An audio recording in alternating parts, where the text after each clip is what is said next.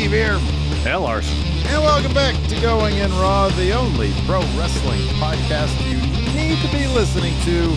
On today's episode, we're talking all things AEW in the lead up to Forbidden Door. And of course, this Saturday, we've got Collision will be doing a live watch along and recap right after the show for the inaugural episode of Collision. Promises to be a hot one with CM Punk making his big AEW return. And speaking of CM Punk, we got not only a vignette last night, which showed his first sort of like new appearance on AEW via video vignette. His rather sleepy appearance, perchance. Got a lot of things on my mind. He looked like he just got up from a nap. He looked like he didn't want to be doing it. But one thing he seemingly wanted to do, an interview with ESPN, which is already allegedly causing, some sensitive souls backstage to be. It's not even out yet. It's not even out yet. People relax. So what's this about him? So let's go back a little bit. So this all kind of started on the latest PW Torch VIP audio show. Wade Keller inferred that CM Punk might be stirring the pot again. Ooh. Saying, these transcripts come to you from WrestlingNews.co, quote, "I'm under the impression between now and Saturday there's going to be something that comes out that media-wise is not going to help matters, probably." And while Keller didn't really offer up any details, Fightful Select had a few. So apparently, Punk has an interview with ESPN dropping sometime soon, maybe as soon as tomorrow, Friday. And word of that interview and probably the contents of that interview got around talent backstage during last night's Dynamite taping. And from Fightful Select, quote, "Some of it didn't go over well based on secondhand recountings." Fightful adds that Punk gave his answers in a way that, quote, "would blur the lines and," quote, "make the audience wonder if it was him angling for a story or if he was shooting." Maybe somewhat related to all that, Fightful previously reported that we could be getting Punk versus Kenta at Forbidden Door, but now Fightful has been told, quote, that Punk, quote, "wasn't thrilled with working with Kenta, and he may come across badly in an interview." Yeah. So let me ask you this, Steve. Yeah, please. You signed CM Punk to a contract. Yeah, right, yeah. You got to be sure that one thing you're going to get is what? Work shoots. Controversy. That's his thing. Yeah. That has been his thing for as long as I remember watching CM Punk on my television. For sure, yeah. And now it's really hard to make a sort of judgment one way or the other until interview is out and we can all read it or watch it. But if this thing where he just goes in there, does a work shoot thing because that's his deal. Yeah. Unless he was told explicitly, don't do that. Yeah. I mean, what's the issue? Why are you bringing Punk back if you're not going to look? It's stupid, number one, to bring him back and be like, don't talk about Brawl Out. What do you think everybody wants to hear? Of course we want to hear him talk about the Elite. Of course we want to hear him talk about Brawl Out. It's been on every thumbnail of our show for how long now? And if they can't be grown adults and let the guy talk at least in some way, shape, or form about why he left in the first place, what's the point of it? And I wonder if his sleepy vignette last night maybe had something to do with this. This is what it is. So they did a bunch of takes of the vignette, and like he's probably telling the producer or Tony Khan, whoever is like, "I'm gonna do this, let's get people talking because I'm gonna reference Brawl Out. Let's get some buzz going, man. Get some buzz going for the show." And whoever's producing or Tony Khan's like, "Cool, let's do that. Let's do that, of course." But we do one take where you don't mention any of that. It's a Kubrick, just so we have it. It's the opposite of what George C. Scott with Kubrick did with Dr. Strangelove. Yes. Yeah. The opposite, and Punk's like, "Okay, fine." And so he does that one take at the end of the day when he's like, they're not going to use this, so no energy. And that's what they end up using. Yeah, that could be, man. Yeah, I don't know. I think it's got to be, you'd think it's got to be much ado about nothing. And you kind of wonder, like, if there is going to be any, let's talk about the Kenta thing really quick because it kind of relates. Yeah. You got to sell tickets. You got to sell tickets in Regina. You got to sell tickets all across the Canadian area that they're running. And they're not doing that right now. So Punk being, a promoter, apparently he's got a business to run as well. Yeah. He's probably like, let's make some money off this. Why am I coming back if I can't be a little controversial? And let's be honest, man. I love Kenta. You love Kenta. Kenta's great.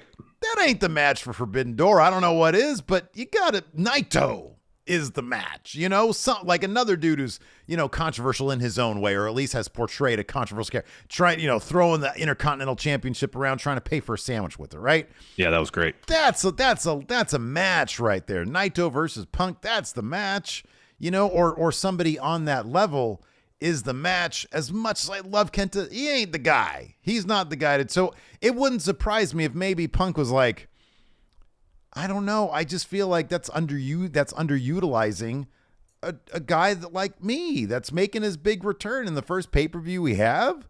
You're going to put me in there with the guy right now in New Japan who hasn't main evented a show in like 3 or 5 years or something like that. And even when he did, it was barely like, I know Kenta's main evented a couple shows in New Japan over the past 5 years.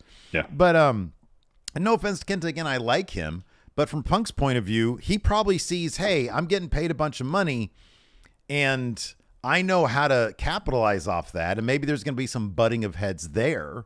I mean, look, man, I know we've given Punk our fair share of criticism for how he handled, the brawl out situation, but there's no denying it was frustration that had built up because he feels, hey, I know how to make money here. And I feel like that's not being properly utilized. Maybe he went about it the wrong way, but that's where that frustration came from. Man, I'm sorry, if you're the elite, you gotta let the guy cook a little bit because that's how you guys are going to make money. I don't know if they're hesitant to buy into this. And I get their feelings were hurt, but you got to put that aside for the greater good, especially if Tony Khan's about to, and according to Fightful Select, yesterday, big contract discussions between the elite and AEW ongoing. Yeah. But they look, if they're gonna do this, if they're gonna re-sign, they're gonna be making big money. You gotta provide a return on that investment. Yeah. And as you mentioned, we've been about as tough on Phil throughout all this as anybody, and I don't think we've been, for the most part, unreasonable about our criticism of how he's handled things. We can understand his frustration and whatnot, but it wasn't directed in any sort of productive way. Or way that would lead seemingly to any sort of resolution. If anything, it was throwing gas on the fire, Yeah, right. But that's a separate conversation. As far as this interview, again, until we know what is said in the context of how it's said, it's hard to make any real judgments on it. But just based on what little information we have, which is scant at this point, doesn't really seem like a deal.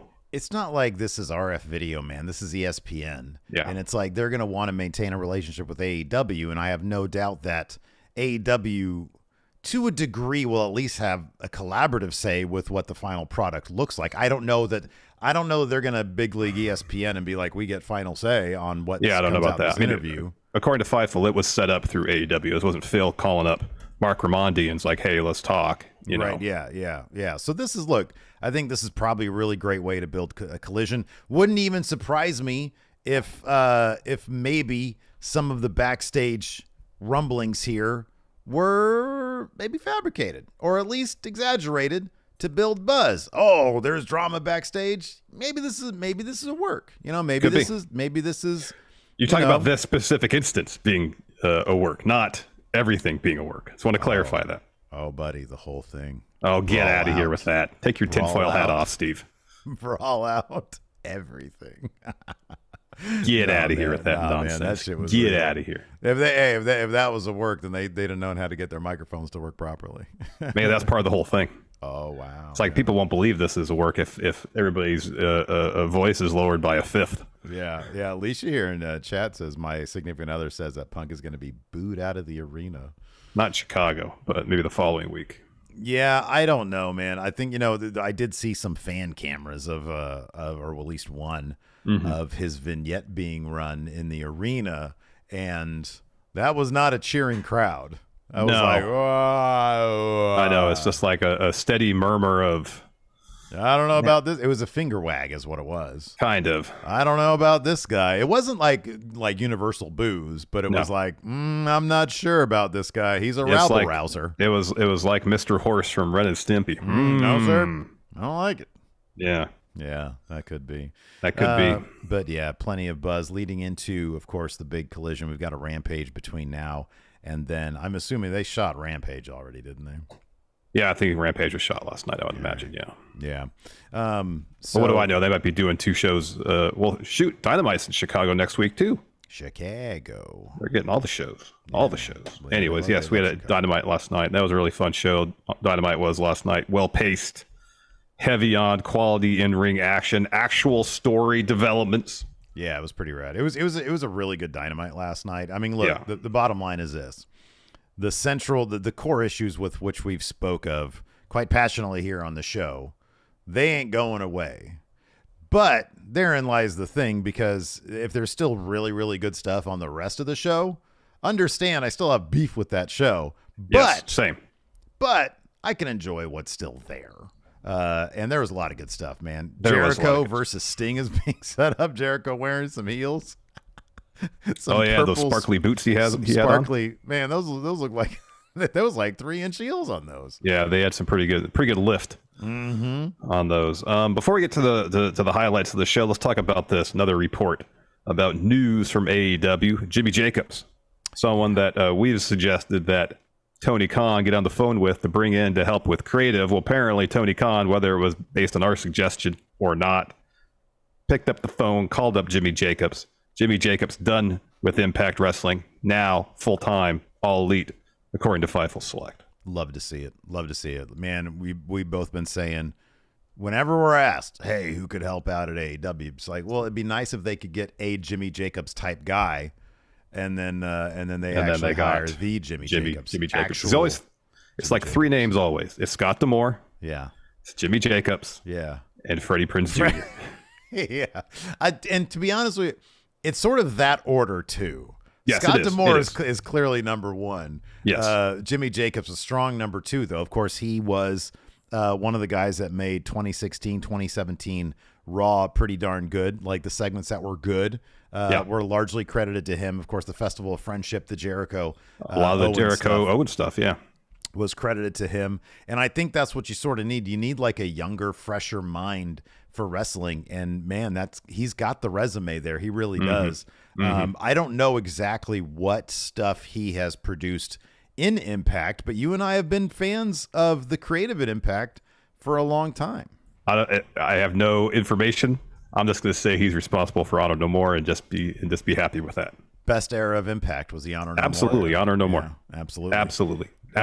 So now he's AEW. Now, of course, the big caveat is Tony Khan going to listen to anything he has to say? I have no idea. Tony Khan has thrown out a variety of names that assist him with creative. And I have no idea, to what degree Jimmy Jacobs is going to have sway over there with Tony Khan if his ideas are going to get through. Same thing with Will Washington. Have no idea what kind of ideas he's proffering or what's going to actually make the show. Same with Bryan Danielson, for that matter. Same with Danielson.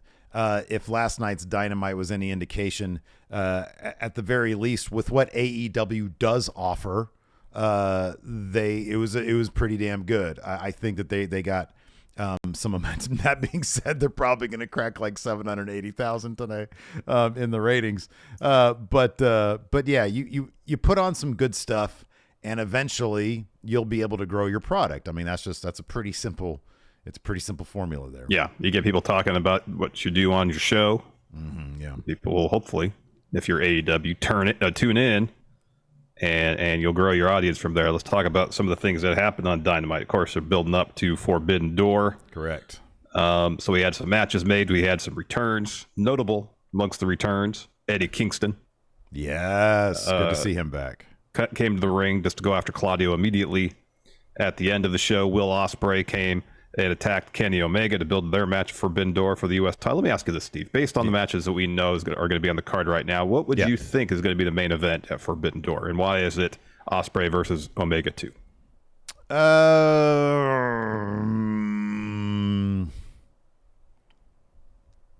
So that's for the New Japan, the US IWGP title, US title. Yes. Is Tanahashi versus MJF for the world title, for the AEW title? That is. Yes. Man, so Ospreay's going to win the U.S. title. Yes. That's happening. I mean, and you got to ask, okay, where does Where does Sonata versus Jungle Boy for IWGP Heavyweight title? Where does that stand on the show? Somewhere below the main event. What was the main event last year? It was Mox and Tanahashi for the AEW title, but it was the vacant. The vacant. Last year was a big AEW show. Like that was it was an AEW show that featured New Japan. Yeah. Okada's got to beat Danielson, right? Yeah, Okada's beating Danielson. Yeah. Because Ospreay will beat Kenny, Okada will beat Danielson, MJF is going to beat Tanahashi. Yeah. Yeah. And then, of course, Sonata is going to beat Jungle Boy. Orange Cassidy is going to beat Zack Sabre Jr. Once that match is made official, yeah. So there are legitimately how many possible main events here? Okada Daniel. In my view, it's Okada Danielson. That's the generational match. That is the above everything, doesn't matter, titles don't matter, above everything match. If this was all in at Wembley, then of course it's Ospreay Omega. 1,000%. Well, Forbidden Door is in Canada. Yeah, okay. All right. Toronto. Yeah.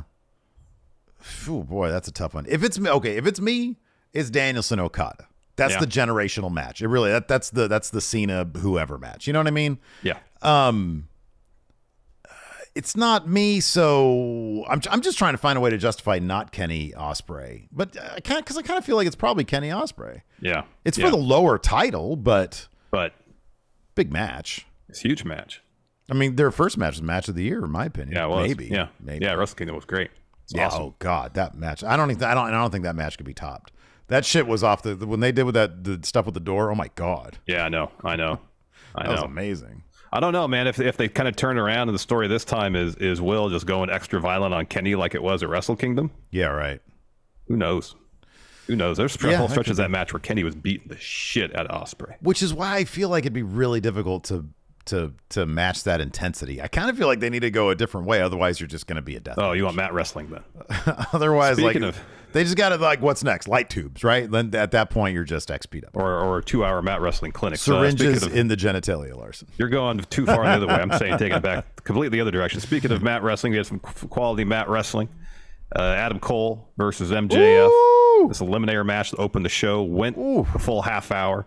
Boy. Right as Chug's about to have it won, time ran out. Boy, oh boy. A spectacular bout.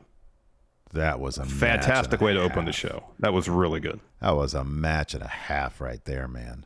Full half hour time limit draw with the drama down to it. So clearly, let me ask you this. The definition of the match, an eliminator match, right? To eliminate the prospect of Adam Cole getting a match against MJF. Yeah.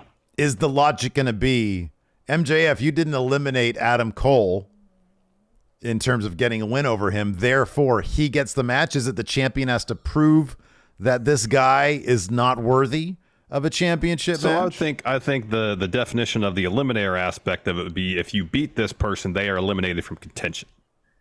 Okay, but so MJF didn't beat Adam Cole, so Adam Cole is not eliminated from contention. But that being said, I don't know if that guarantees. Whereas if Adam Cole wins, he is guaranteed a title opportunity. Yeah. I think we're in this nebulous area where Adam Cole is not guaranteed a title shot, but he's also not eliminated from getting a title shot either.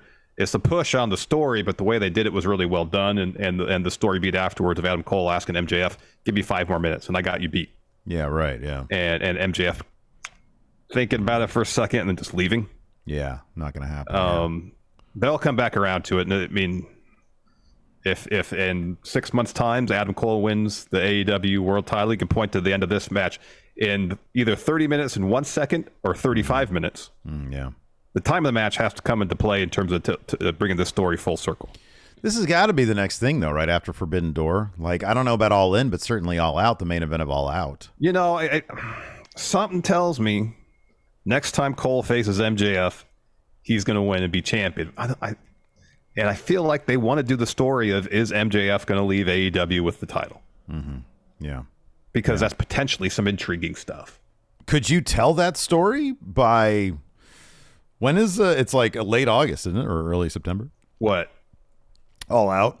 Yeah, but MJF's contract's not up till the end of the year, so you got to wait till the end of the year. Well, my point is, it's all, you write it. You just Oh, write I know, but there's more urgency if it's like, winter is coming and there's like 3 weeks left on MJF's deal, as opposed to 4 months before his contract expires. Like, the clock's not exactly ticking at the end of August like it is in December. Yeah. I mean, he could just say, by the way, Tony Khan, I don't know if you read my contract, but it says September 1st.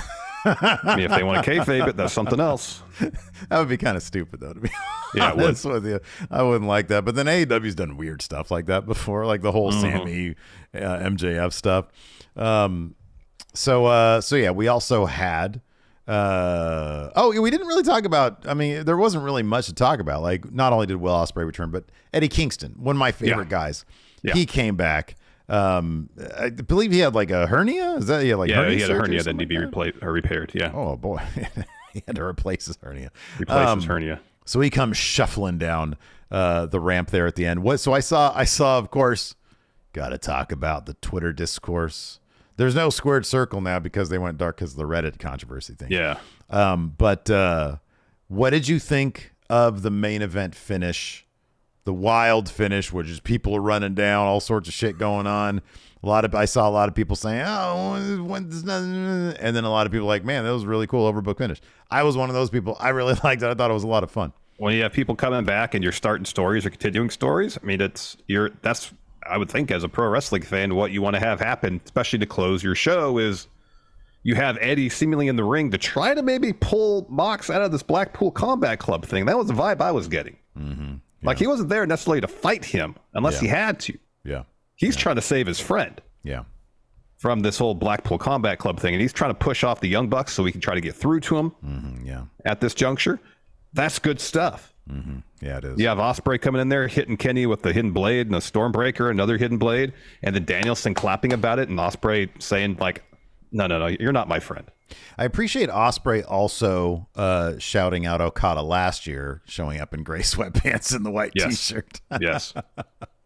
Everybody's like, who was this guy who just got off his couch and I know. wandered he just got into off the plane and went right to the arena. Yeah, exactly. So yeah, no, I thought the finish was a lot of fun. Great to see Eddie Kingston back. I'm very excited about that because he is one of my favorites. Looking forward to his run in the G1 as well. Definitely. Before we get into the actual meat of the show, let's go ahead and pay some bills. What do you say, Larson? Let's do it.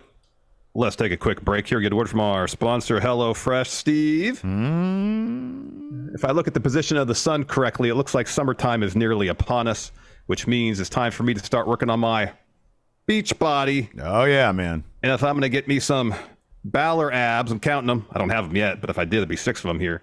I need to start eating right. I need to start eating well. Yeah. In the words of Finn Balor, yeah.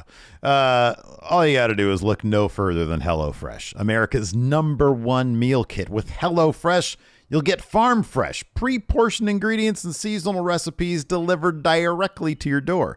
And thanks to their calorie smart and protein smart lunch and dinner options, HelloFresh can help you reach your Balor ab goal, friendo. Yeah. You know, I used to be a bit of an amateur in the kitchen. I basically cooked like, I don't know, the same 4 or 5, maybe 6 things most of my life. But HelloFresh's 40 weekly recipe options have gotten me out of that recipe rut. And every recipe comes with easy to follow instructions as well. So even a cooking amateur such as myself can get a delicious meal on the table for my entire family and do it fast. I say it all the time, but it bears repeating. Beef bulgogi stir fry recipe is delicious. Massive hit here in the Larson house. And my kids who have gotten into cooking lately have really enjoyed helping me prepare the family-friendly recipe options. HelloFresh also helps take the guesswork out of what to make for dinner and allows you to spend less time on meal planning and prep so you can spend your summertime doing the things you want to be doing. Like getting them Balor abs. Do it with me, Steve. Yeah! Right now, friendos can try America's #1 meal kit by going to HelloFresh.com/GIR16 and use code GIR16 for 16 free meals plus free shipping. Again, that's HelloFresh.com/GIR16. Use code GIR16 for 16 free meals plus free shipping. So AEW kicked off with Adam Cole Bebe versus MJF. MJF had a nifty little elbow pad that said Vince was right. Oof, Yeah. Oof. There's a cool table spot. I like after MJF goes on a tirade after the last press scrum about, don't worry about, you shouldn't be doing big moves. You need to be just focus on your charisma. Well, he did a pretty big move here. Big elbow drop off the top onto Cole, onto a ladder. A great spot there. Cole barely hits. So it's timekeeper table. What did I say? A ladder? I said a ladder. You said a ladder. That's weird. Table.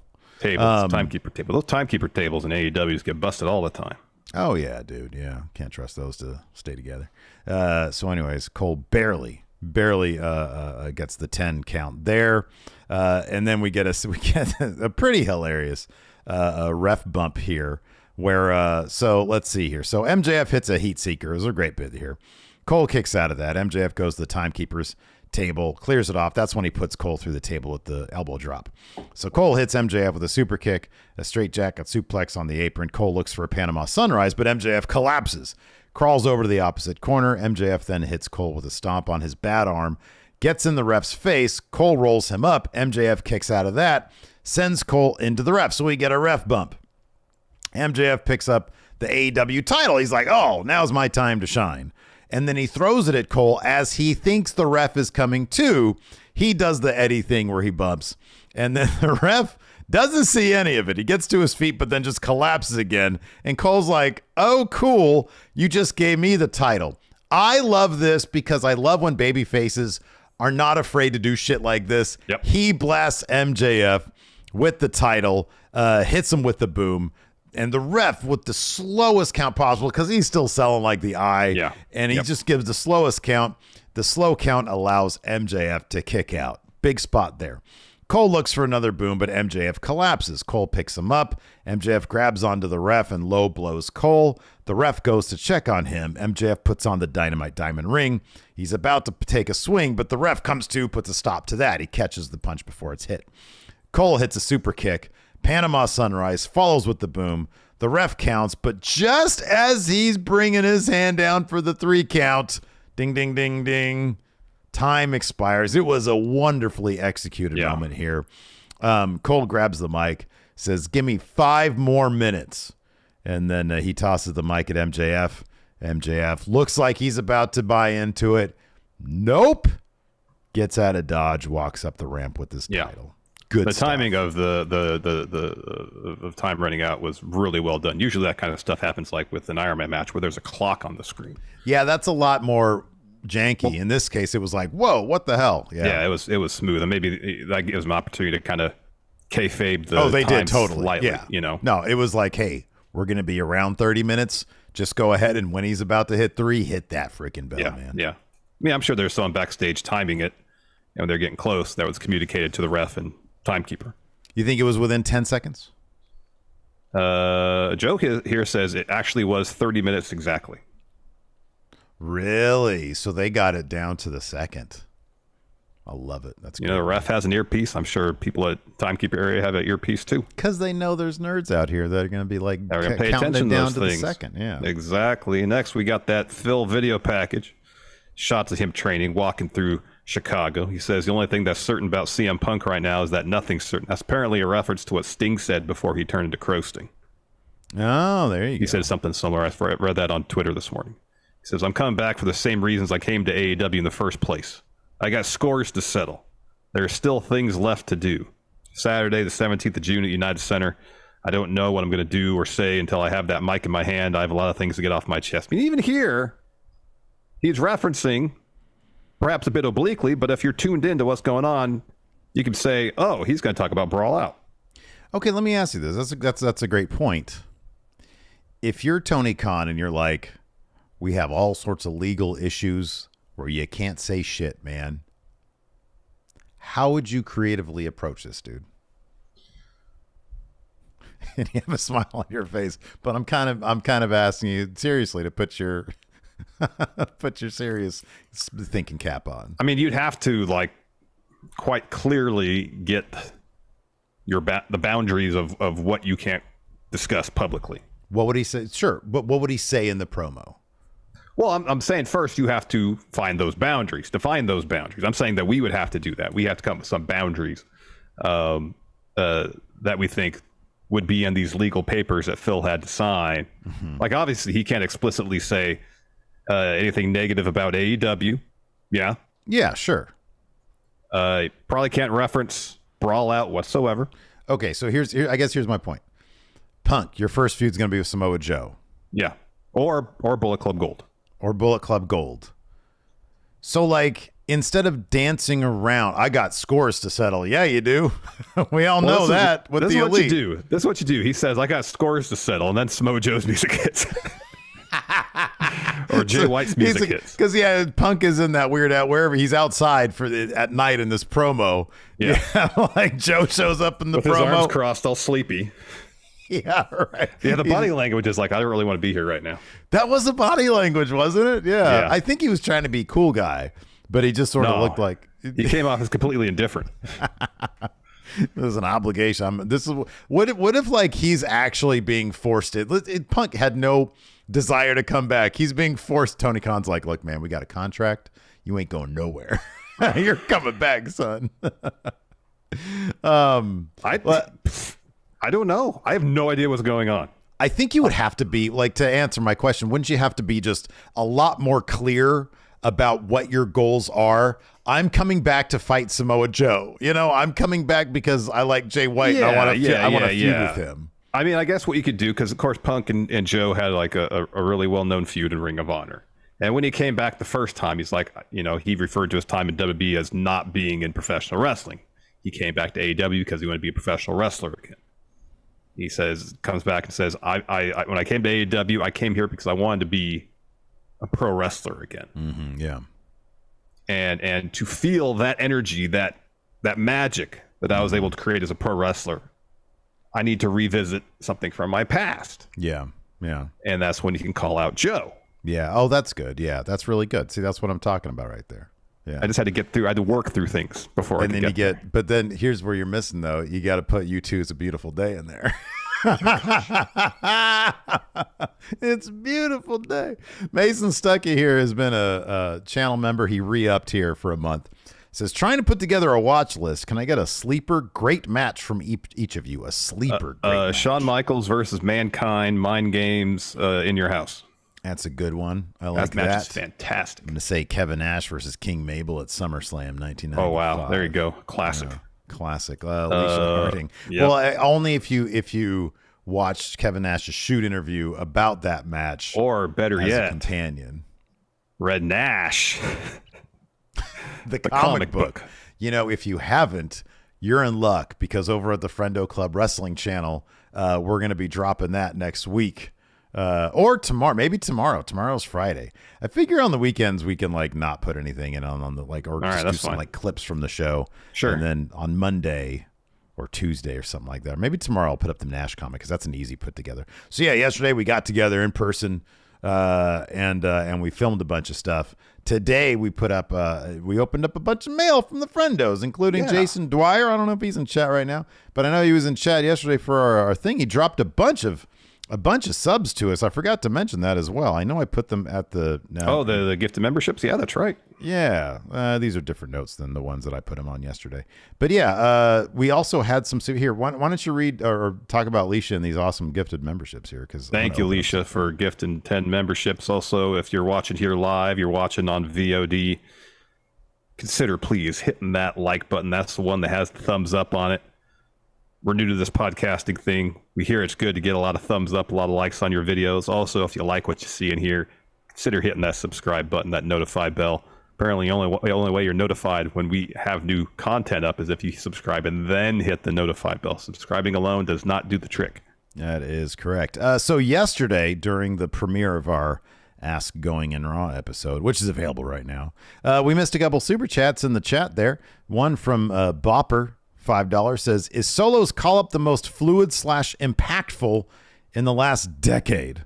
He says, if not, who'd be better? I mean, the only one I could think of that might have been, the only two that might have been more impactful were Owens and Finn. I agree with that. But in terms of working him organically into that story, it's been masterfully done. Yeah, it has been. And for a short amount of time, he's such an integral part of the bloodline now. Yeah. It's really well done how they brought him in. 1,000% agree. Big Body Bahan also with a super chat. And then Jason Dwyer gifted 30 That's memberships. incredible. So Incredible. thank you so much for that. Also, Alicia for the 10 memberships today. So are we over 600 now? Probably. I'll have to take a look. Oh, I got unless any fell off. And then Ryan also re-up for 2 months, says, love all you friendo so much. Is there any way you guys are going to bring back Steve W and fun wrestling? Said I'd love to try to get a creator wrestler in. Probably not, because it took a lot of time and there wasn't like a whole lot of interest behind it. So I kind of don't feel like that's going to be coming back. Yeah, it was some of the most fun stuff we've probably ever done. Yeah. And a lot of that stuff I like came out really good and really happy with. But yeah, with the amount of effort and work that went into that, it just didn't perform well enough to really justify doing it on a regular basis. There's something to be said about doing stuff that we really enjoy. Oh man, yeah, we're at 636. Wow. My goodness gracious, thank you all. Yeah, there's something to be said about doing stuff that you really enjoy doing. But at the same time, like, that was a time intensive thing. So it's something you enjoy doing that doesn't perform well. If you spend like some time on it, that's cool. But like there was a lot of time spent on that stuff. There really was. It was a lot of time. It was a lot of fun too. It was, yeah, absolutely. It was a magical period for Going in Raw. That will remain on the channel as long as we keep doing this for everybody to enjoy. Absolutely. Oh man, Maggie just gifted 10 memberships too. Oh my god, now we're at 646. Oh my god. I got to update this again. Thank you, Maggie. Thank you so much. You guys are too awesome. Seriously. The absolute best. So getting back to AEW, after that awesome match, we had that CM Punk video package. And then we had Sammy Guevara. Say it right. Sammy Guevara. Thank you. Wearing a nice button-up tan shirt. And looked like he had spent some time in the tanning bed as well. Well, they said that he and Ty went to Brazil. That's going to do it then, man. Oh, yeah. He was soaking in those rays, dude. Yep. Good for him. Yep. So we've got a new babyface Sammy Guevara to deal with here, Larson. He's been making this turn for a little while here. Well, I think the fans are coming along, man. I think they're coming along. They were when Darby said they were. Because when he made his entrance, there was kind of a mild reaction. Oh, a bit more. Okay, yeah. No, listen. I'm not saying the crowd's necessarily super buying into it just yet, but he's buying into it. Yeah. and the babyface push is in full effect, without a doubt. Yeah. And I'll be honest with you, like, you and I were kind of skeptical as to whether or not it would work. I didn't hear anybody saying like, fuck you, Sammy. Like, you still suck. Yeah. There was no "you still suck" chance. There was none of that. So I think he's actually making progress. He's making a lot more progress than I figured. I did hear some boos during his entrance. Dude, there was that one guy. There's always that one person in the AEW crowd that's like, like while somebody's trying to do a promo in there. So anyways, Renee's in there with him. And we haven't seen him, of course, since the big Pillars 4-way. Yeah. He says, it's been a hell of a ride the last couple months. I've experienced the highest of highs with the announcement you just said with my wife being pregnant, which if you didn't know, we're having a girl. And there are people like, yay. And then he says, to experiencing some of the lowest of lows by coming so close to become a world champion and then falling short. But the goal remains the same, and now it's going to be that much better. I'm going to have... I like this part. It was funny because he sort of downplays having a wife and a kid. He says, I'm going to have a wife by my side, my baby girl in one arm, and the AEW world title in the other. We see where his priorities are. Anyways, he says, but before that happens, I have to make some tough decisions. I got to make some changes. Darby Allin, he comes to the ring and says, congratulations on the baby girl. I mean it. But that's not what I'm out here for. I'm here to talk about Double or Nothing. I'm not saying I want a championship rematch. I lost that night. I want to start at the bottom. I want to talk to you. I want to talk about you for a second. I don't know if you've heard the people, but it sounds like they're starting to love you again. At that point, people kind of, because it's like a slow cheer. Like a few people started to cheer, and it grew a little bit. So okay, so to your point, there I am being corrected here in chat. So I don't know if I think some of these people were actually there. Oregon Grinder says half the crowd booed. Nappy Hour says some even booed the baby gender reveal. Vash says the dude next to me said you suck. Oregon Grinder says it was half boos, quarter crickets, quarter cheers. Brain Dead by default. They were trying to what him at one point. Yeah, they were. Brain Dead says somebody yelled "shut the fuck up" when they were doing the what chants. Wow. Yeah. Wow. So, okay. Well, they're getting there. They're coming around because Baby once Darby steps. said everybody's starting to love you again, Sammy. People are like, oh, I guess we are. And they start to politely clap. Yeah, right. Yeah. Darby continues, but I got a question. Are you going to stand on your own 2 feet or stand in the shadow of the Jericho Appreciation Society? Sure. I've said it before. The biggest difference between me and Sting is that we view each other as equals. Look, Sammy, you don't have to answer my question right now, but I think I know the answer. And this brings out the Ocho, Chris Jericho. Yeah. So he says, oh, go ahead. Sorry. No, go ahead. You got it. So Jericho says, shut that music off. He was wearing some beautiful, like, purple heels. Sparkly. Super sequins. Sparkly, yeah. Oh, man. Absolutely gorgeous. He says, Darby, you need to stand there and shut your mouth and mind your own business. And Darby sort of laughs. Then Jericho stands up to Sammy and says, now, Sammy, it's just you and me here. I've been meaning to ask you a question. The whole 3 months you were chasing MJF. You never called me once. You never asked me to help you once. Your mentor in AEW, the guy who made you a star. You didn't ask me for help. If you'd asked me for help, you'd be standing here as AEW World Champion. Yeah, go ahead. Responds, Chris, that's funny because I was thinking, why didn't you call me? Because if you did, you wouldn't have lost Adam Cole twice. Ooh, so Jericho says, maybe you're having some delusions of grandeur. So I'm going to give you another chance and tell you to apologize to me right now. Sammy says, I ain't apologizing for shit. Ooh, so Jericho gets right in Sammy's face and says, maybe you need to remember the dynamic in the Jericho Appreciation Society. Maybe we need to reunite Les Sex Gods and have a tag match next week to remember who your boss really is. And then Darby, with a big Gunther smile on his face, says, a match? Chris, you call yourself a wizard, but when you step in this ring, the magic's gone. And he had the smile on his face like he just hit Jericho with like just a top 10 joke. He was very impressed with himself. Very pleased with himself. So Jericho says, you sure you want to challenge Chris Jericho all by yourself? Maybe Sammy and I should beat the hell out of you 2-on-1. And Darby goes, I'm not really alone. So that brings out the Stinger. And he's got a baseball. He's got a baseball bat. Jericho's got a baseball bat. These guys are legends who have never gone one-on-one in the ring together, Larson. And so they each put like the bat in each other's face under their chin, and then they smack it away. And then there's some awkward bat fight, and then Jericho just sort of leaves, and Sting bats away the bat. Yeah. And then yeah. So I guess we're getting that. That's good stuff. Sammy and Jericho are going to fall apart. But hey, Jericho versus Sting before Sting calls it a day. That's good stuff, man. Yeah. That's good stuff. I'm down with that. It is. Did we mention this real quick? Mr. Perkins here gifted 5 memberships after Maggie gifted 10, and then Leisha gifted another 10. Oh, my goodness. And then we just got a super chat from Ross and Found, which is a great name. Says, does anybody think Phil's going to last a year? If I had to bet money on it, I wouldn't. Wait, last a whole year or last through the year?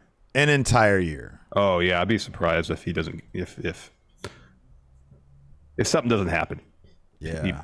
He makes somebody angry, goes off again, gets hurt. Mm-hmm. I need to see that it won't happen before I believe it will happen. Yeah, I'm with you. Because like in his first year and a half there, he got hurt twice and then completely buried the company in a press conference. So that happened in the first 7 months. Not a year and a half, dude. Hard to believe it was only 7 months. 7 months. That's crazy. Yeah. So then we had a Sonata promo. He says, hi, everybody. I'm IWGP World Heavyweight Champion Sonata. You got Forbidden Door happening on June 25th. I'm going to issue an open challenge here for the IWGP World Heavyweight Championship. AEW roster, I'm curious to see who steps up. And we find out later who does step up. But before that, we get 8-man tag team action. We got Sting, Darby, Orange Cassidy, Keith Lee taking on Mogul Embassy, Swerve, Gates Agony, Brian Cage. And early in this match, I mean, it starts with like frenetic action right away. There's the word no superimposed on the screen for mere seconds.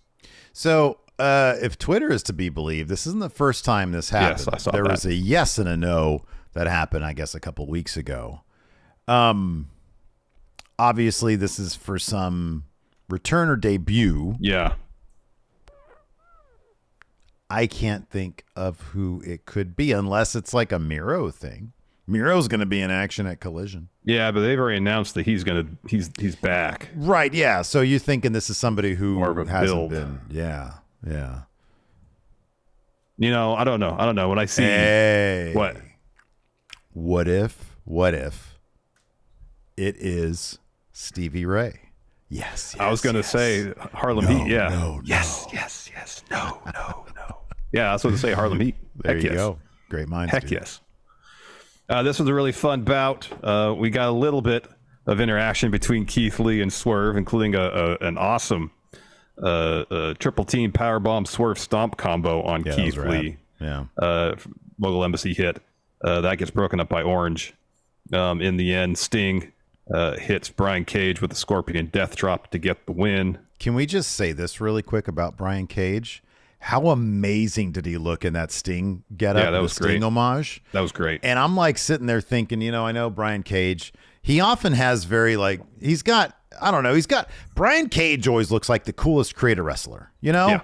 He's got the Volt sometimes, and sometimes he has like the comic book inspired stuff because he's got the Mohawk, all that. Yeah, he's got the Mohawk. But like, if you look back, one of the coolest like wrestling looks that I can remember from back in the day was if you look back at like Sting and Warrior when they were the Blade Runners. Yeah. Like, if Brian Cage adopted that kind of look, that could be kind of badass. Like some black face paint with like, like more of a darker aesthetic. That could be kind of cool, man. He looked amazing in that Sting getup. Yeah. It took me a while to remember or to realize, that's Brian Cage out there. Yeah, I know. You're like, I was so used to the trunks and the kick pads. You thought it was like early Sting out there. I know. Yeah. I thought it was like right out of Blade Runner Sting. Mm-hmm. I know. Like he's coming out to challenge Ric Flair. Yeah. At Clash of the Champions '89. This got a little bit on the messy side. There was one bit between Toa Leona and Sting where I was like, Toa, you need to go easy on this dude. You got to remember he's like 60 years old or whatever. Yeah. Go easy on the guy. Yeah. But no, like you said, in the end, Sting hits Jack Sting with a Scorpion Death Drop to get the win after Cassidy hit the orange punch here. Yeah. Then we got an interview with the Guns. So Renee's asking them what their relationship is with Jay White, Bullet Club Gold. And Austin says, Renee, we have no idea what you're talking about. Colton follows. We were raised to be polite. So that's why we don't talk bad about other people. So we're going to talk about something that actually matters, us. So Austin then follows that. Renee, as you know, we're the best tag team in AEW. Actually, we're the best brother tag team in AEW as well. Colton says there's one brother tag team that we've had our eye on. Some say they're too extreme. Austin says, but that team has run its course. They're over the hill. So that's why next week in Chicago on Dynamite, the Guns are challenging the Hardys to prove once again that we're the best brother tag team in AEW. That'll be a fun match. After that, we had Wardlow versus Jake Hager. Hager attacked Wardlow on the stage during his entrance. So that's kind of as good as it got for Hager in this match, though. Yeah, pretty much. So at a certain point, 2.0 came out, and Arn pulled out his imaginary Glock on them, and they freaked out over it. And then Brock Anderson came down the ramp, brawled with them. They all go backstage. So of course, Wardlow gets the win here with 2 power bombs. And then after that, Christian and Luchasaurus appear on the Tron. And Christian starts to cut a promo, but there's no audio to it, and Wardlow just rolls his eyes. And then finally it comes in and he says, a couple weeks ago on Dynamite, you issued an open challenge to Luchasaurus, and we accept your challenge this Saturday on the debut of Collision. But the question is, what are you going to do when your new daddy isn't there to save you this time? And the camera pans over, and Arn looks like somebody shot him in the head because there's like a giant gash on his head and blood's coming down, and he looked unconscious. Yeah. Then we got a Hiroshi Tanahashi promo. Go Ace. Says as long as MJF is champion, that AEW World title won't shine like it should. He said, I was so close to beating Mox last year, so this year for Forbidden Door, I'm challenging you, MJF, one-on-one. All right. But then MJF in the trainer's room, waving off a trainer, says, wait, what? Because Renee tells him, Tanahashi just challenged you. He says, come again? And he says, yeah, I heard you. But I'm going to say no to that one. I don't feel like giving a title shot to somebody from a rinky-dink indie fed in Japan. As far as Tony Khan booking me for a matchup, won't be the first time I no-showed something. So Tanahashi, no can do, bud. I was cracking up at that. That was pretty damn funny. Yeah. And he told the trainers, like, put the ice back on my neck. Yeah, that was pretty good stuff. That was pretty good stuff. It was pretty good. Then we got an Orange Cassidy interview. She asks Orange what the future holds. He says, you know how this works right now. Someone's about to walk in and challenge me for this title. Here we go, because Zack Sabre Jr. walks in. I want to do Zack Sabre ahead. Jr. Hello, Orange Bollocks. That's so good. He had a big shit-eating grin on his face. He did. Hello, Orange Bollocks. Hi, Renee. You mentioned my name at the media scrum a few days ago, didn't you? I might be the first ever New Japan TV champ, but next Sunday's Forbidden Door, isn't it? I think the idea of being double champ is pretty bloody marvelous. And then Daniel Garcia. Yeah, go ahead. Yeah, enters and tells Sabre, you don't even work here, but the idea of being double champ sounds great to me. I was the closest person to beat you, Orange, for that belt. And I think for the second title, I want the ROH Pure Championship. Speaking of which, where is your buddy Shibata at? And then Orange says, Shibata's not here tonight, but he will be here next week. So how about you two guys fight me and Shibata next week on Dynamite? See you guys later. So he leaves. And so Sabre and Garcia are like kind of looking each other up and kind of thinking about whether they should accept the match. Yeah, and Garcia doesn't he want like a fist bump or something? Something like that, and so Sabre just says, pack it in, Daniel. He came in and said, hello, Orange Bollocks. Oh, so good. God, I love that. That's so awesome. It's fantastic. Hello, Orange Bollocks. Then we got Sky Blue versus Toni Storm for the AEW Women's Championship. Sky Blue's mother was sitting ringside. At one point, Toni Storm misses a hip attack against the rope, so she tumbles out of the ring. Toni was selling like crazy in this match. It was hilarious. She was. And so then she goes up to Sky's mom, who's sitting ringside, and then shoots her in the face with spray paint. Yeah, Sky Blue seemed to not care at all. Yeah, she hits Toni and Ruby with a suicide dive. Yeah. We go to commercial. We come back. Sky has a comeback. Hits running knee. She ends up hitting a code blue, but Ruby gets on the apron to distract the ref, so the ref can't count the pinfall. Mm-hmm. So then shortly thereafter, Toni hits Storm Zero, but Sky kicks out of that. Toni then locks on a Cloverleaf. Sky Blue taps. Toni retains. So then Ruby and Toni are attacking Sky after the bell. Willow Nightingale runs to the ring to make the save. Ruby and Toni take their leave. That is correct. I just want to point out real quick before we continue, we got 703 people watching right now. Whoa. I know, right? That's awesome. If y'all can do us a huge favor, just go to that like button. Just click that little thumbs up. It's staring at you. It's just staring at you. Just click it. It looks like this. And then the thing that says subscribe, click that little notify bell next to it. We're a new podcast, so that would really help us. Oh, immensely. We're just here. We're just trying to make our way in this business. Yeah, trying to make $1.01, Larson. Exactly. Another couple of dudes trying to make $1.01. Jungle Hook have an interview. That's Jungle Boy and Hook, which apparently, what do you make of this, dude?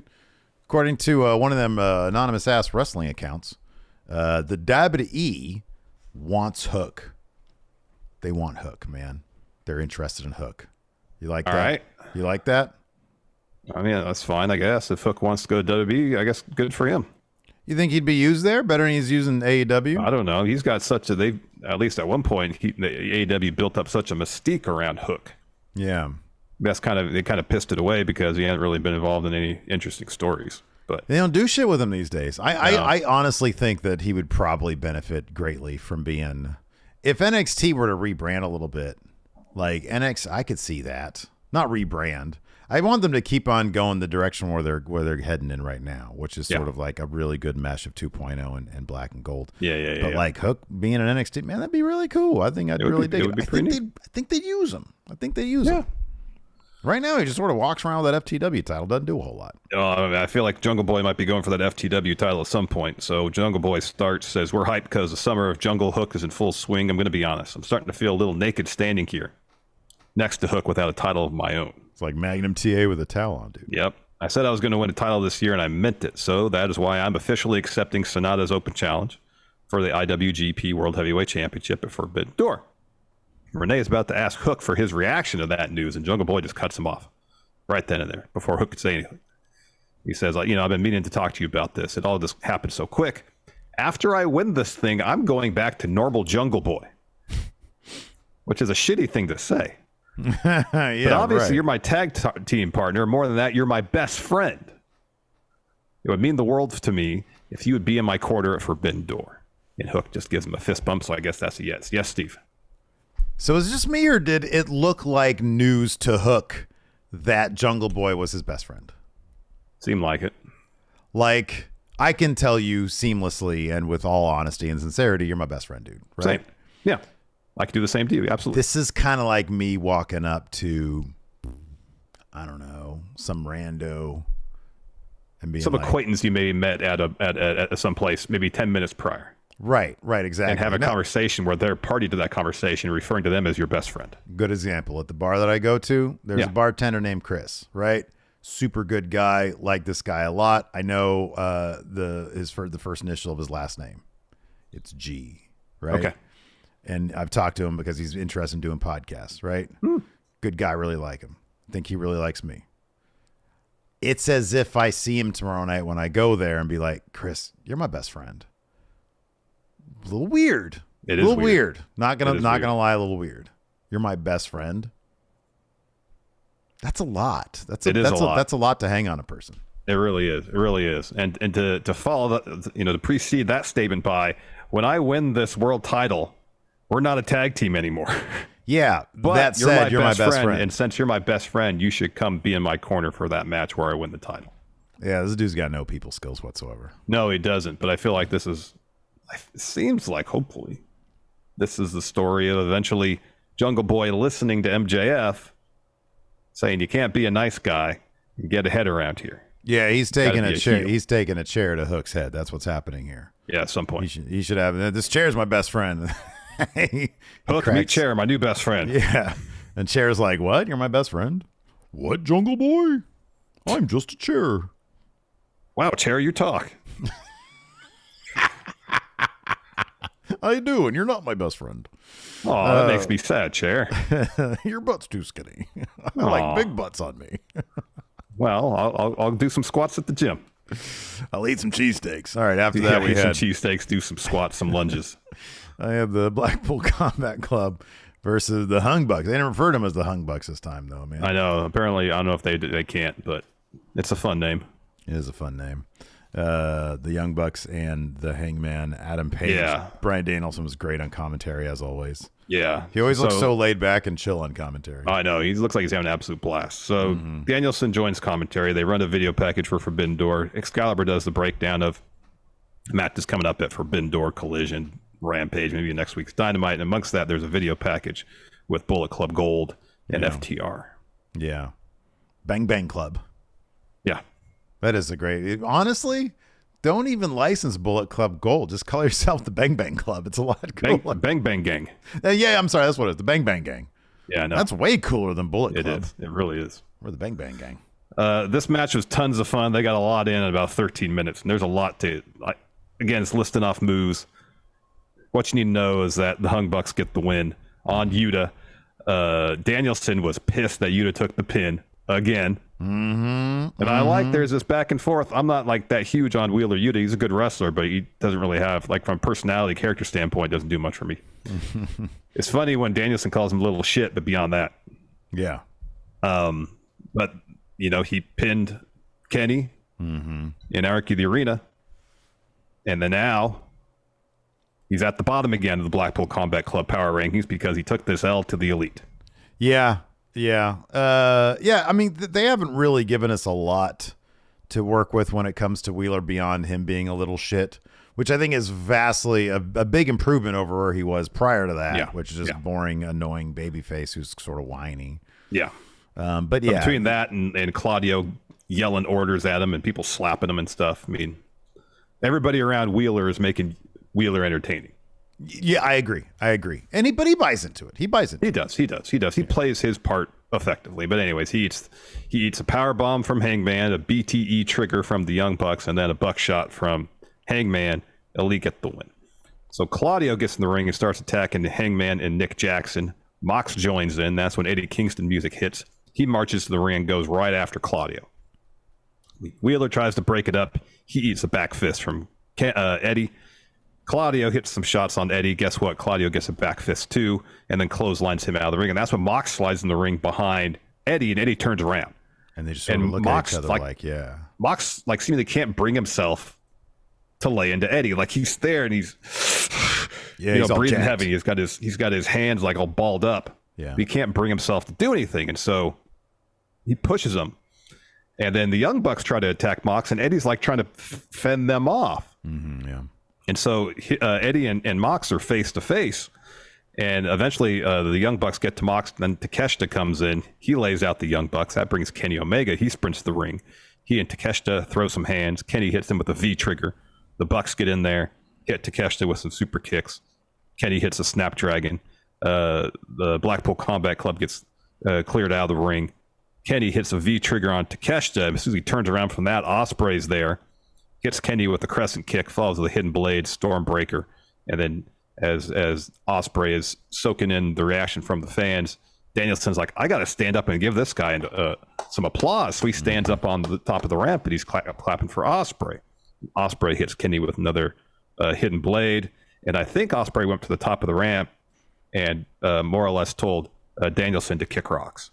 Is it possible that might be the Wembley match? It could be. That'd be something else.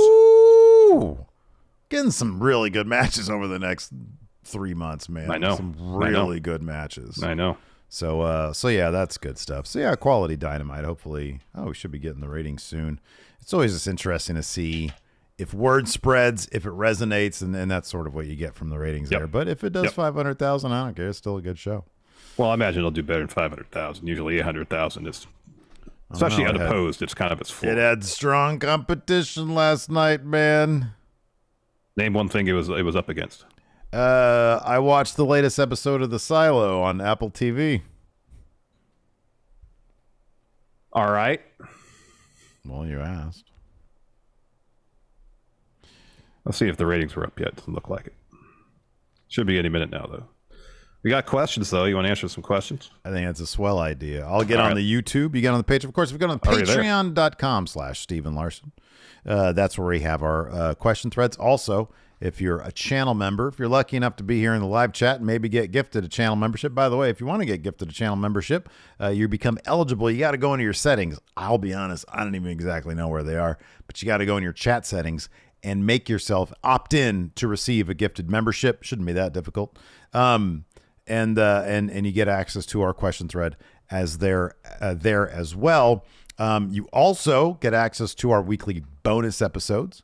We do that. And then also on top of that, you get the Big Predictions Challenge. So heading into Forbidden Door coming up a week from Sunday, that's going to be our Big Predictions Challenge for this month. John Hosey's putting his title, Big Blue title, on the line in the latest Predictions Challenge. And then right after that, the following week, we've got Money in the Bank, where we'll be doing a Big Predictions Advantage. Similar to Money in the Bank itself, whoever wins that Predictions Challenge will then have the digital Money in the Bank briefcase, the attaché case. And they'll be able to choose. They'll be able to cash in whenever they want to cash in on any predictions month. Indeed. If they're behind by like 3 points from the lead, guess what? They get to cash in. Yeah. Maybe they'll make up those 3 points. Maybe but they'll make up. Maybe they won't. They could get 0. There's one cash 0 in could in fail. Indeed. Attaché case. Yeah. Mayor Planet Houston here asks, who would you rather have answered Sonata's open challenge? Oh, that's a great question because not Jungle Boy. Yeah, we didn't really talk about that. He answered it, but I don't know. I'll say this. I'm not huge on Jungle Boy. There's probably a lot of people I'd rather see in that spot because I think it might make a better match. It's somebody that can take a loss and it advances that person's story by losing. Yeah. That's the only upside to that. I don't disagree with that. Darby can eat a loss, and I'd rather see Darby. Maybe Darby's going to have a match against the Ticking Time Bomb. Ooh, that'd be good. I'm just putting it out there. I mean, I think that's a cool idea. I don't know. I'm just not huge on Jungle Boy, to be honest with you. I think he's lacking a bunch of the things that really make him a compelling character. Maybe he just needs to turn heel. Yeah. It could be Dom Mysterio all over again with Jungle Boy now. I don't know. Any of the upper guys, Samoa Joe would be awesome. Miro. Well, not Miro, because whoever faces Sonata is losing. Yeah, I know. Hobbs. That'd be cool. I don't know. There's a name of me. I'd be happier with that. Orange Cassidy. They should have had Sammy answer the open that's challenge. A great idea. No, yeah, that's a good one. Sammy Guevara. Jet Turner here on the YouTube says, I literally screamed no when I saw Jungle Boy answer Sonata's open challenge. Oh, wow. We literally just did this. So, yeah, he says power rank 5 people should have opened. So we just gave a good bunch of options. Yeah. Nick Kyle says, what's the latest news on Mercedes Moné? If she is cleared, does she show up at Forbidden Door and go after Willow? I think there still hasn't been a whole lot of concrete information about the nature of her leg injury. I think the assumption is that she may have broke her ankle, but there hasn't been any official news from New Japan from her. Mm-hmm. So, I mean, if it's not a break, I guess it's entirely possible she could show up. Yeah, yeah. But what about Roosh? We don't know. Roosh versus Sonata. Yeah, that'd be good too. He's done with AAA. Yeah, given that Roosh has history with Naito, Sonata left LIJ. Oh my God, yeah. Yeah. Ooh, there you go. Let's see. Oh, hold on. Maggie says, I think she had surgery because she posted a picture in a cast saying day 6. Okay. That could be. Damien, if she had surgery because of a broken ankle, she's going to be out a while. Probably, yeah. Damien says, you guys see the AEW Fight Forever ladder match trailer? I did not. No. Look, honestly, if that, I really hope that game is like Goat Simulator, but AEW. Yeah, no, the mini games look fun. Yeah, it all looks pretty fun, but I wonder how much of a mess it is. Yeah, I hope it's a lot of fun. Spud says, I've been a big fan of ABC more and more lately. Who do you want them to see face at Forbidden Door, and how would you debut them in AEW? Oh, that's Chris Another Bay and bad Ace creation? Austin. Yeah, I know. ABC, East Coast Family. Yeah, the East Coast Family. ABC, BBD, Boys to Men. Sudden Yeah, East Coast Impact. Family. Remember those guys? Yeah, Boys to Men, ABC, BBD, the East Coast Family. Yeah. Bucket Dipper says, that'd be cool. It'd be cool if Chris Bay and Ace Austin get involved at Forbidden Door. Heck yeah. Oh, that'd be sick. That'd be great. That'd be awesome. Bucket Dipper says, with you mentioning no more NXT reviews before the show started, is there a chance we can still get the occasional Going in Raw Von Wagner segment?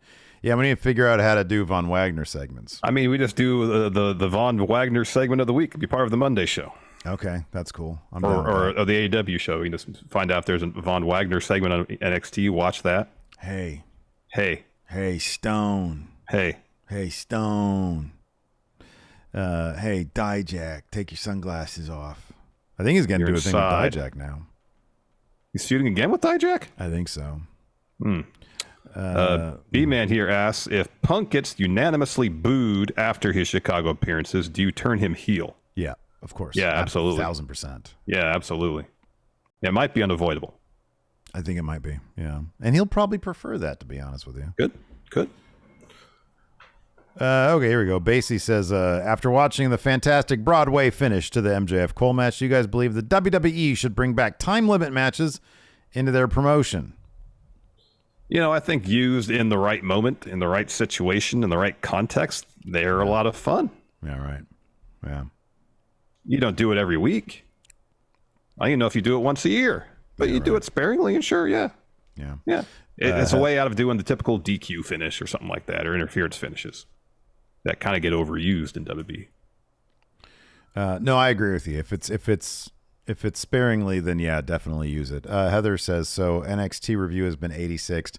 So here's the thing. We're switching things up a little bit here with what we do. We like to keep things fresh. One of the things that we're doing is something that a lot of people, like honestly, the number one thing people have asked for every single year since COVID, that when we were forced to separate, is we want to see you guys in person more. Now, here's the thing.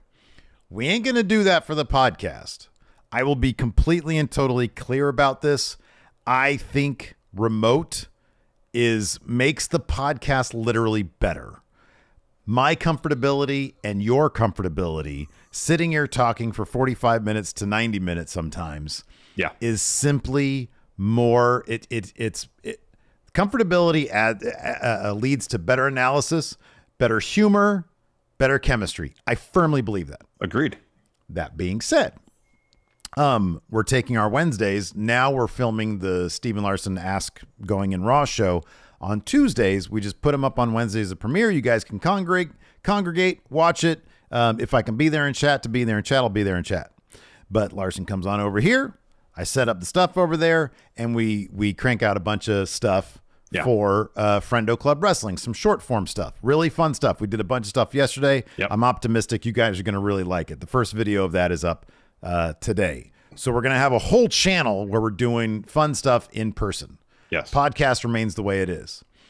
In order to get the production on that the way we want it to be in terms of editing, and on top of that, with the addition of watching Collision now on Saturdays, something had to give. And as much as I enjoy watching NXT and oftentimes talking about NXT, it just had to give. When if we ever to try to do like an NXT specific or exclusive show, it just doesn't, like, nobody in the wider sense really gives a shit. If you guys have questions specifically about NXT stuff, then 1,000%, I'll still watch it. Ask us in the question threads on, whenever, Mondays or whatever it is. Yeah. And I'm happy to answer and give you my thoughts on it. Definitely. And here's the thing too, is, we're constantly evolving and trying to find a workflow that works best for what content we want to produce. And if it ever gets to the situation down the line where this current iteration of NXT gets the same kind of buzz and excitement that it did have in 2018 and 2019, then we'll reevaluate, obviously. We're always reevaluating. So this isn't like the plug is being pulled permanently on NXT here. If Collision ends up being another Rampage, then it's entirely possible that, we'll definitely reevaluate. We will. Yeah. Exactly. Got a question here from Moses Opposes. Which match would you have made for Collision to hype it up a bit more? Miro versus Wardlow. Miro gets that TNT title back. I like it. That's good. Yeah. And again, Heather mentions here, What Culture has long since dropped NXT reviews too. They just don't do the numbers. I think Wrestle Talk dropped it as well. And look, I have no problem. We spent a long time reviewing Impact, which again, but at a certain point, it's like, okay, now we got Collision coming up. I just want to reevaluate. How can we make things fresh around here? I know the gag is we've been doing this for a short period of time. We've been doing it for a long time. And sometimes it just, you want to freshen things up, and you want to give the people like the biggest bang for their buck, Exactly. So exactly. Let's see here. The doctor says, do you think AEW can afford to lose the Elite to WWE? You'd have to think that they lose a lot of their fans at WWE as well. I think that they don't want to. I think they could have. I think the company would be okay if they did lose the Elite. I don't think they would sink into the ground if they lost the Elite. No, I don't think they would either. It'd be a huge hit. It would be a massive hit. Yeah. But that being said, I mean, if the company was started by Cody, the Young Bucks, and Kenny and Adam Page, and then suddenly all of them end up in WWE, that is a massive hit to AEW. But will the company survive? Yeah, there's so much great talent there that, they'll absolutely survive. Mm-hmm. Yeah, absolutely. Yeah, they just have a really stacked roster. They do. I mean, the perception of AEW might take a hit for sure. Yeah. P. Kennedy says, you guys still doing My GM mode? Yes, we are doing My GM mode. The latest episode will go up. I think that'll go up. Well, that'll go up on Monday. We usually do those. The edited episodes go up on Monday. That's in the can. Rob has it. Rob literally said this is the favorite episode. This is his favorite episode he's cut. Oh, wow. Of My GM. So it should be really good. So that'll continue to go up. I know we're going to do that for the next couple of weeks until we get to SummerSlam. We'll do SummerSlam. And then probably around that time is when Fight Forever is going to come out. So I feel like maybe one of those days you and I will get together, do a bunch of silly Fight Forever stuff, and we'll release that on a schedule as well. And the thing is, if we don't do, like tonight, there's no My GM live stream. Yeah. But we'll get back to that next week. Yeah. And then if My GM sort of runs its course, then we'll go back to doing like a Smash Zone type thing, and we'll get some content out of that. So look, whenever we stop doing something, we try to replace it with something good. Yeah. Yeah. It's for a reason. We're not just like, I don't feel like doing this anymore. I just don't want to do that. Like, we're not going to do that. No. we stop doing something, it's because we're trying to keep things fun around here. Exactly. And just because something drops off the schedule for a bit doesn't mean it's never coming back either. So right, yeah. So we're all learning here. We're all learning. We have a business to run, Tony. AJ says, "Do you think Adam Cole will have a match at Forbidden Door, and if so, against who?" That's a good question. Who should Adam Cole Bebe have a match against? Who is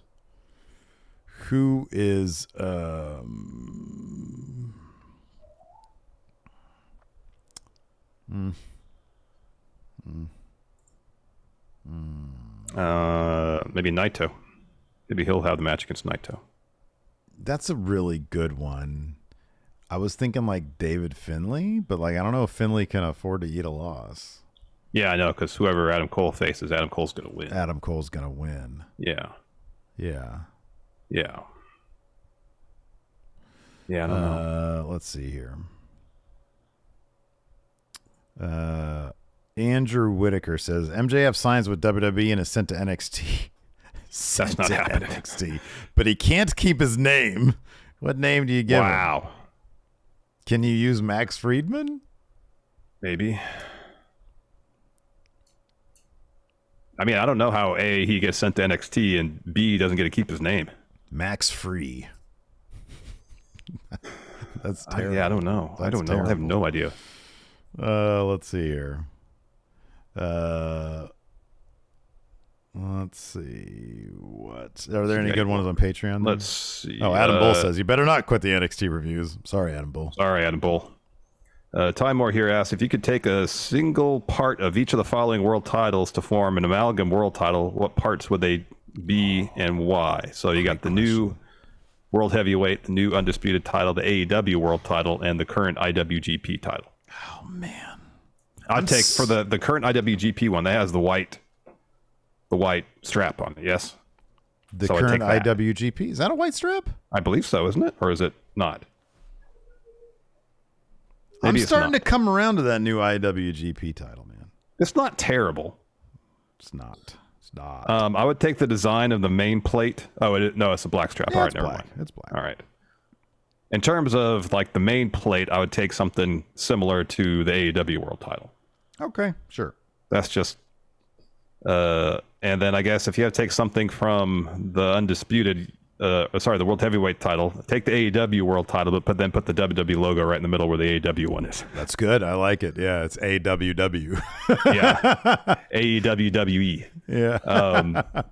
So then I would take the side plates from the undisputed title, or take one set of side plates from the undisputed title and the other set of side plates from the IWGP world title. There you go. This is a gnarly Rawgate version. You know, I will give this to the IWGP title.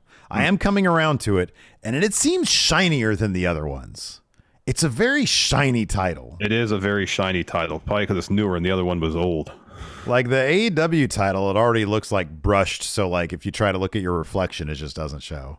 Yeah. It's just an amorphous blob. Yeah. I don't know. Anyways, that is going to do it for the show today. I don't know what we're going to do for tomorrow, whether or not, wait, hold on a second, dude. What? I'm getting like a signal coming in here. Guess what? Fired. Guess who's back? No, you're not. You're fired. Listen up. I'm here to make an appeal to get hired again. Nope. Can you talk to me? I don't know how he did that. We got to change something with that. I don't know how he did that. He just showed up. He just showed up, huh? I had nothing to do with that. We got to make some changes. This is unacceptable. Listen, we need to have you and Phil sit down. Nope. Have you, listen, I just want to bring this up. Have you seen the response to Phil McDonald being fired by you? A lot of people are up in arms. I've heard some rioting happening. They'll calm down. Feel like we just need to get you and him in the same room together. That's definitely not happening. How are we get me in the same room together? He's not real. What was it? What are you talking about? He's a celebrity impersonator. Of course he's real. What was your main reason for firing him in the first place? Where to start? Maybe because he never has pants on. It's not like he's ever shown you his organ, though. I don't think that's because of lack of one or lack of trying. Yeah. If he can get that camera to work rather than using the still. Oh, it's going to be all, Exactly. Bad news for us, right? Yes. Yeah, man. And I don't want to deal. I mean, really, I don't want to deal with it. Should be enough. I don't want to deal with it. Well, I like to know about, motivation. If I can smooth things over a little bit. No, it's impossible. Impossible. Wow. It's not going to happen, Steve. All right. So, well, move on. Leave it alone. Is that what you're saying? Leave it alone. Everybody leave it alone. Phil's not coming back. He's not coming back. Full stop. Now, I heard that his brother is also a Stone Cold Steve Austin impersonator. So maybe Phil McDonald, no relative of Phil McDonald. Welcome on my show. No Bill McDonald. No Bill. No Bill. No Bill. No Bill. No Bill. That's gonna do it, everybody. Thanks so much for tuning in. Appreciate it. Till next time, we'll talk to you later. Goodbye.